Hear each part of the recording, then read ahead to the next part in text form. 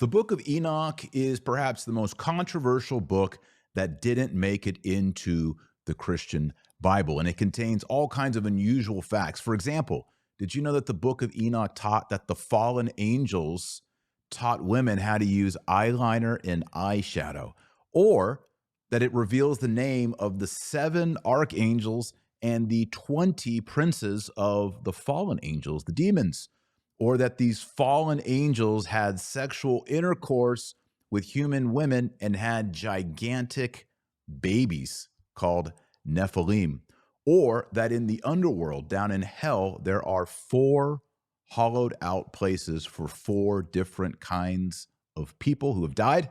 That's right. Today we're going to go through 10 of these shocking, weird, fantastic facts that are in the book of Enoch. And stay to the end because I'll reveal to you what the book of Enoch says about the enormous height of these demonic babies sired by angels and born of women. They make LeBron James look really tiny.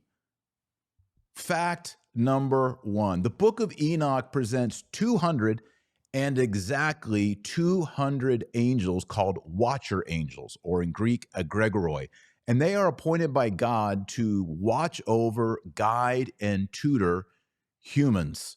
However, these 200 watcher angels take wives. They lust after women. They take human wives, and they cause these women to conceive half-breed, gigantic children called the Nephilim.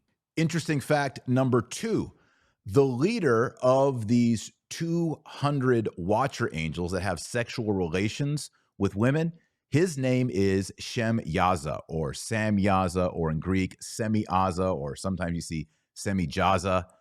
It's the name in Hebrew that can either mean gazer at the heaven, gazer from heaven, or gazer of the name, as in the name of God. And what's interesting about this is he's not Satan. He's a different demon who leads the guardian angels into having sexual intercourse with human women. And what's even more interesting is this leader, Shem-Yaza, is worried that the other 199 angels aren't going to go through with the deed. They're afraid to sin against God. And so he leads them to make vows, oaths, to commit this sin. Here's what the book of Enoch says. Quote, "I fear you will not indeed agree to do this deed, and I alone shall have to pay the penalty of a great sin." And they all answered him and said, "Let us all swear an oath and bind ourselves by mutual imprecations not to abandon this plan, but to do this thing." And so they all swear on Mount Hermon, we are going to go and seduce women and have babies with them. Fact number 3. So the 200 watcher angels go down, they seduce human women, and they have babies with them. And this all happens during the time of the patriarch in the Bible named Jared. Jared is the actual father of Enoch, who allegedly wrote this book. And you can learn about Jared in Genesis 5:18. He lived to be 962 years. And at this time, quote, this is in 1st Enoch, "And there was great impiety and much fornication, and they went astray, and all their ways became corrupt." And this sexual immorality led by the angels and these giant babies is the cause, according to Enoch, for the flood that comes down upon the earth in the time of Noah. Fact number 4, one of the 200 fallen angels that seduces women is named Azazel. Azazel, also in scripture, is known as the scapegoat. And he is a demon who taught humans metallurgy, taught them how to make weapons like swords, spears, shields, and also taught women how to take pigments and to color their face, their cheeks, their eyes, their eyelids, eyeliner, everything. So there's this one demon who's pointed out specifically for corrupting men for war and women for seduction. Shocking fact number 5. God commands Saint Michael the Archangel, who appears in the Old Testament and in the New Testament and in the book of Revelation, to go and bind up, to arrest the 200 fallen watcher angels and place them deep into the earth. Quote, And the Lord said unto Michael, go bind Semyaza and his associates, who have united themselves with women so as to have defiled themselves with them in their uncleanliness. And when the sons have slain one another, and they have seen the destruction of their beloved ones, bind them fast for 70 generations in the valleys of the earth, till the day of their judgment and of their consummation, till the judgment that is forever and ever is consummated. In those days they shall be led off to the abyss of fire. So this time period of 70 generations seems to be in Enoch, the time period between the fall of the angels and the birth of the Nephilim giant children, and then the coming of the flood of Noah. All right, those are our first 5 interesting facts about the book of Enoch. If you're learning a lot and enjoying it, please consider liking this video and consider subscribing and hitting the bell. All right, let's keep going. Number 6, the role of Enoch as a person. According to the book of Enoch, Enoch was chosen by God to receive special visions and prophecies about the end of the world. Christians have been puzzled for hundreds of years by the fact that the apostle Jude, St. Jude, one of the 12 apostles, quoted the text Enoch in the New Testament. So in Jude chapter 1, verse 14, he says, quote, and Enoch also, the 7th from Adam, prophesied of these, saying, behold, the Lord cometh with 10,000s of his saints. So clearly, Jude, one of the apostles, believed in the book of Enoch. And this is why it's so controversial. It never made it into the New Testament, and it was lost until 1773, when the famous explorer James Bruce returned from Ethiopia with 3 copies of the book of Enoch. Soon after that, scholars began to realize that this was the book of Enoch that was cited by Jude in the New Testament, word for word, and that it's talking about fallen angels having sex with women, giving birth to giants called nephilim. And suddenly, certain details in the book of Jude, in 2 Peter, in the book of Wisdom, in the book of Ecclesiasticus, talking about giants in the time of the flood, all started to come together. This ancient legend that was Jewish is preserved in the book of Enoch and is alluded to by St. Jude. Fun fact number 7, Enoch reveals that God desires a solar calendar and not a lunar calendar. If you know anything about Judaism or the Old Testament, you know that in the Old Testament, according to Moses, the calendar of the Jews goes on the pattern of the moon. For example, they calculate the date of Passover based on the moons, and all the feast days of the Jews are based on the lunar cycle. Enoch, however, in the book of Enoch, promotes a solar calendar. What's also notable is the book of Genesis says that Enoch lived for 365 years, and then God assumed him into heaven. What does this reveal? Going back even before the time of Moses, somehow Enoch was associated with the number 365.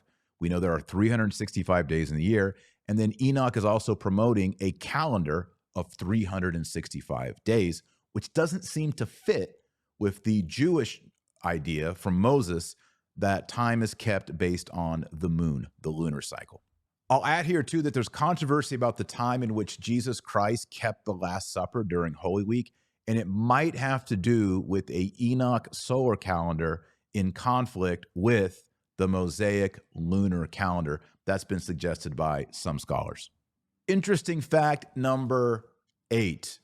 The book of Enoch believes that the temple in Jerusalem after the Babylonian captivity, so the second temple rebuilt under Nezra and Nehemiah, is not pleasing to God. It's a bad temple. Here's what the book of Enoch says. The Jews, when they returned from exile, reared up that tower, and they began again to place a table before the tower, but all the bread on it was polluted and not pure, end quote.